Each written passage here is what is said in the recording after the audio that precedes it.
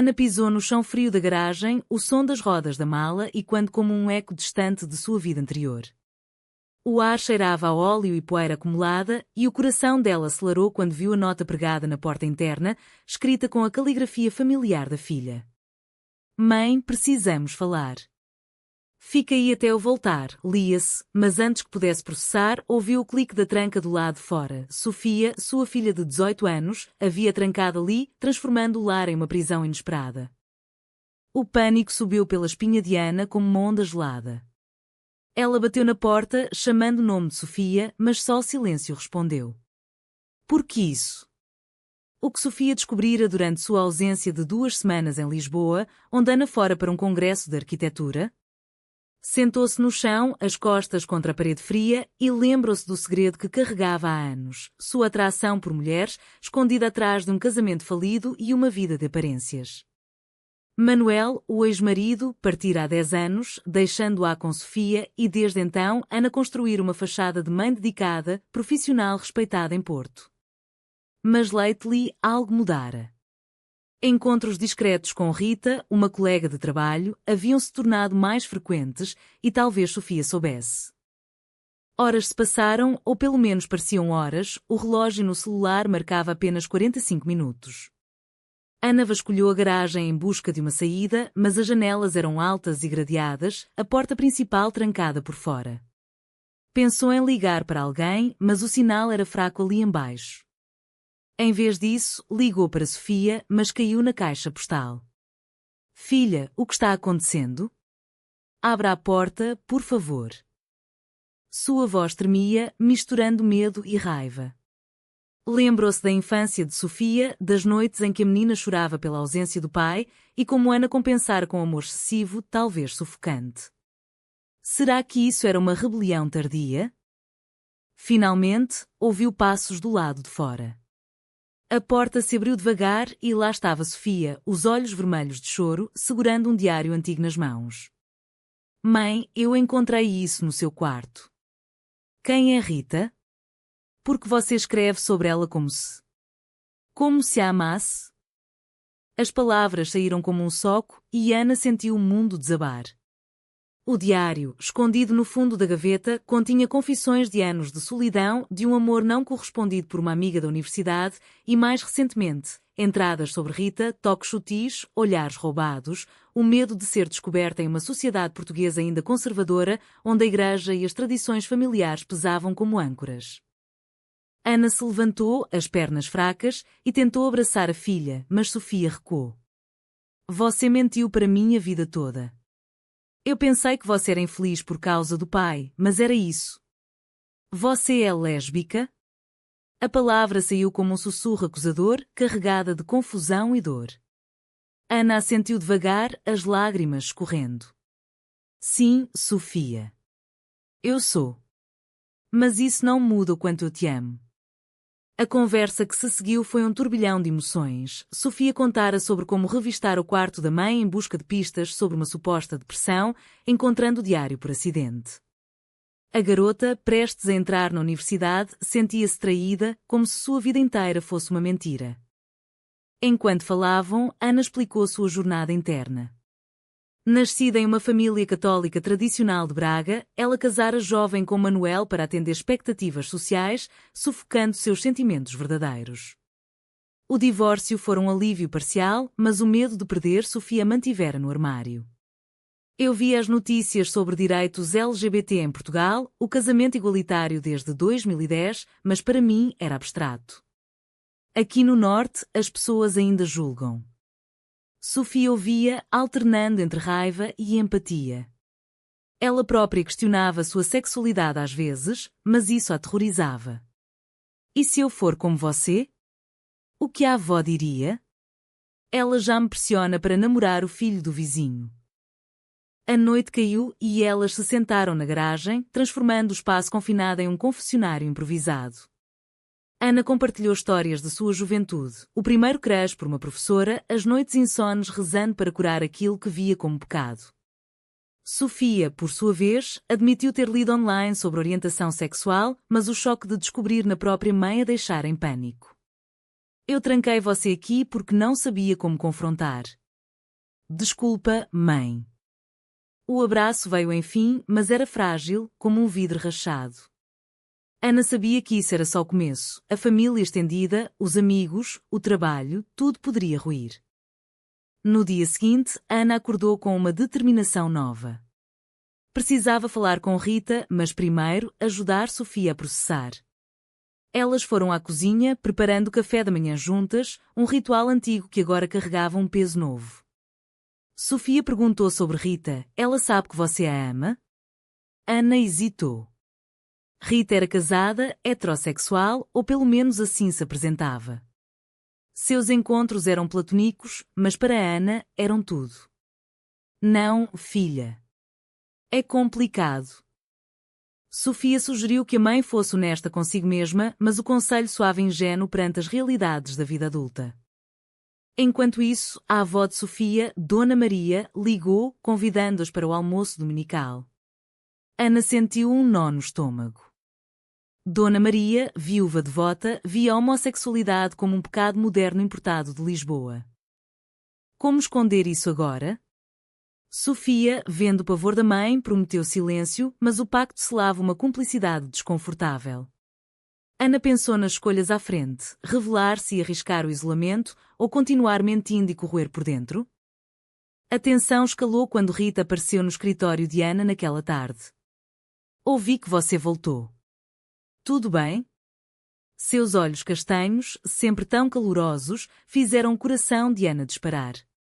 Elas conversaram sobre o congresso, mas Ana sentia o peso do segredo. Rita, há algo que eu preciso te contar. Mas as palavras travaram. Em vez disso, trocaram banalidades e Ana se odiou por covardia. Voltando para casa, encontrou Sofia com amigos, rindo alto, uma normalidade que contrastava com o caos interno. Dias se passaram e o conflito se aprofundava. Sofia começou a pesquisar grupos de apoio LGBT em Porto, sugerindo que Ana se juntasse. Mãe, você não precisa sofrer sozinha. Mas Ana resistia, temendo exposição. Uma noite, discutiram feio. Sofia acusou a mãe de hipocrisia, de pregar aceitação enquanto se escondia. Você me ensinou a ser forte, mas olha para você. Ana rebateu, falando das pressões sociais, do risco de perder o emprego em um estúdio conservador. A briga terminou em lágrimas, com Sofia saindo de casa para ficar com uma amiga. Sozinha, Ana confrontou seu reflexo no espelho. Aos 42 anos, ainda bonita, com cabelos negros ondulados e olhos expressivos, ela via uma mulher dividida. Lembrou-se de um amor juvenil por uma vizinha em Braga, suprimido pela família. Se eu me assumir, perco tudo? Mas o custo de silenciar era maior, depressão crescente, noites insones. Decidiu, falaria com Dona Maria primeiro, testando as águas. O almoço familiar foi um campo minado. Dona Maria tagarelava sobre netos futuros, olhando para Sofia. Ana, nervosa, mencionou um amigo gay que conhecera. A reação foi imediata, essas modas de hoje. Deus nos livre. Sofia trocou olhares com a mãe e o silêncio pesou. Ana saiu dali com o coração apertado, sabendo que a revelação destruiria laços. A semana seguinte trouxe mais turbulência. Sofia voltou para casa, mas a tensão pairava como uma nuvem. Ela confessou ter contado uma amiga próxima sobre a mãe, jurando segredo, mas Ana se sentiu traída. Como você pôde? E se vazar? Sofia defendeu-se, eu precisava desabafar. Você não entende como isso me afeta. A discussão escalou para gritos, revelando camadas de ressentimento. Sofia culpava a mãe pelo divórcio, achando que a normalidade dela afastar o pai. Ana, ferida, ligou para Manuel, agora vivendo em Lisboa com nova família. Sofia sabe sobre mim. Ele riu amargamente, eu sempre soube, Ana. Foi por isso que saí. A revelação a abalou. Manuel conhecera seu segredo, usando como desculpa para infidelidades próprias. Você me deixou carregar a culpa sozinha, gritou ela, desligando. Isso o fortaleceu, não mais se esconderia atrás de mentiras alheias. Rita notou a mudança no trabalho. Você parece distante. Em um momento de vulnerabilidade, Ana confessou: "Eu gosto de você, Rita. Mais do que como amiga." O silêncio que se seguiu foi ensurdecedor. Rita, olhos arregalados, murmurou: "Ana, eu sou casada. E heterossexual." Mas havia uma hesitação, um rubor que sugeria dúvida. "Eu aprecio sua honestidade, mas isso muda tudo." Elas se afastaram e Ana sentiu o coração partir, a rejeição doía mais que o segredo. Em casa, Sofia encontrou a mãe chorando. O que aconteceu? Ana contou e, pela primeira vez, mãe e filha se uniram na dor. Sofia abraçou-a: "Desculpa por tudo. Eu te amo do jeito que você é." Mas o momento foi interrompido por uma ligação de Dona Maria. "Sofia me contou que você está confusa. Venha aqui agora." O pânico tomou conta. Sofia admitiu ter desabafado com a avó em um momento de fraqueza, achando que ela entenderia. A confrontação na casa de Dona Maria foi brutal. A idosa, cruz na parede, acusou Ana de corromper a família. "Isso é o diabo. Pense na sua alma." Sofia defendeu a mãe: "Avó, amor é amor. Portugal mudou." Mas Dona Maria ameaçou cortar relações, deserdar Sofia se ela seguisse o exemplo. Ana, voz firme apesar das lágrimas, disse: "Mãe, eu sou assim. Aceito ou não." Saiu dali com Sofia ao lado, mas o dano estava feito, a família rachada. Nos dias seguintes, rumores se espalharam no bairro conservador. Vizinhos cochichavam e no trabalho, olhares curiosos seguiam Ana. Seu chefe, um homem tradicional, a chamou: "Ouvi coisas." "Isso afeta sua imagem profissional?" Ana negou o impacto, mas sentiu a pressão. Decidiu se juntar a um grupo LGBT em Porto, encontrando ali mulheres como ela, histórias de rejeição, mas também de resiliência. Sofia, inspirada, questionou sua própria atração por uma colega de escola, Inês. "Mãe, e se eu gostar de meninas?" Ana sorriu: "Então seremos fortes juntas." Mas o medo persistia. Sociedade portuguesa, apesar de leis progressistas, ainda carregava preconceitos no dia-a-dia. Uma traição veio de onde menos esperavam. Rita, em uma reunião, mencionou o incidente para colegas, talvez por desconforto. Ana confrontou-a: "Você me expôs." Rita pediu desculpas, mas admitiu: "Eu me sinto atraída por você também, mas tenho medo." A confissão abriu uma fresta, mas Ana recuou: o custo era alto. Em casa, Sofia e Ana planejaram o futuro. Sofia decidira estudar em Lisboa, fugindo das pressões locais. "Vou com você", disse Ana, sonhando com uma nova vida. Mas Dona Maria apareceu, arrependida? Não, com um padre, insistindo em terapia de conversão. A cena foi caótica. Sofia expulsou-os, gritando: "Saiam. Minha mãe é perfeita assim." A noite terminou em exaustão emocional. Ana refletiu sobre as escolhas: revelar-se custar amizades, família, mas trouxer autenticidade. Valeu a pena? Perguntou-se, adormecendo com Sofia ao lado. Meses passaram e o alto preço das decisões se manifestava. Ana perdeu o emprego, o chefe citou reestruturação, mas o timing era suspeito. Sem renda, vendeu joias para pagar contas, sentindo humilhação. Sofia, trabalhando meio período, ajudava, mas o fardo pesava. "Mãe, vamos processá-los por discriminação." Ana considerou, contactando uma ONG LGBT, que prometeu apoio legal. Rita reapareceu, divorciada agora. "Eu errei, Ana. Quero tentar." O beijo que se seguiu foi doce, mas carregado de dúvida.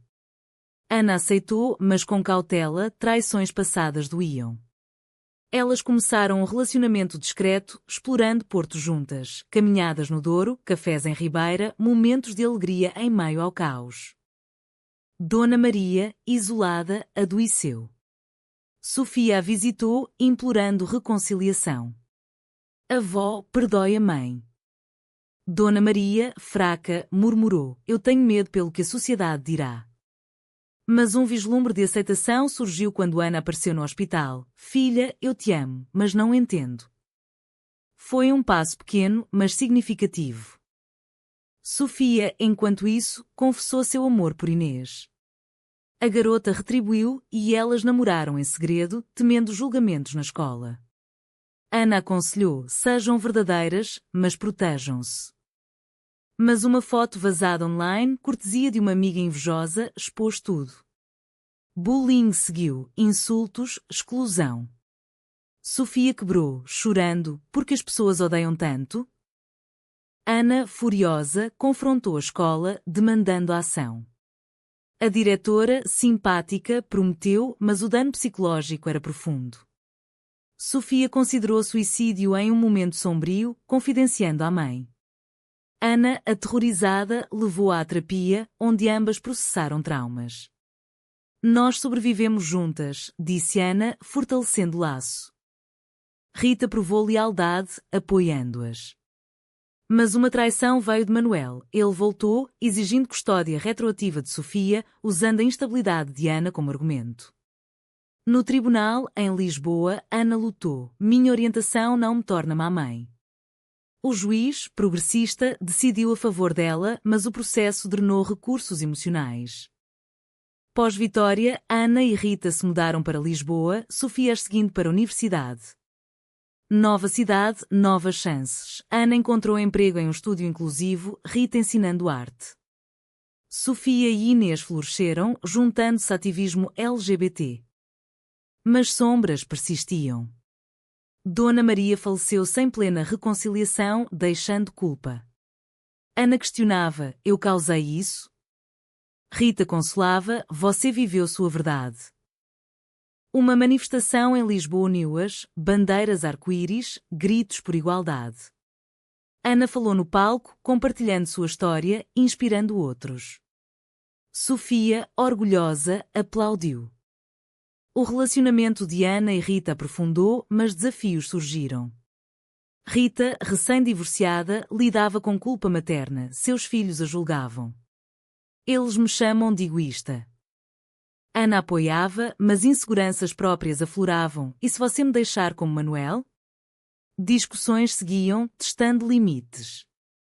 Sofia, na universidade, enfrentou preconceito em dormitórios. Inês a deixou, pressionada pela família.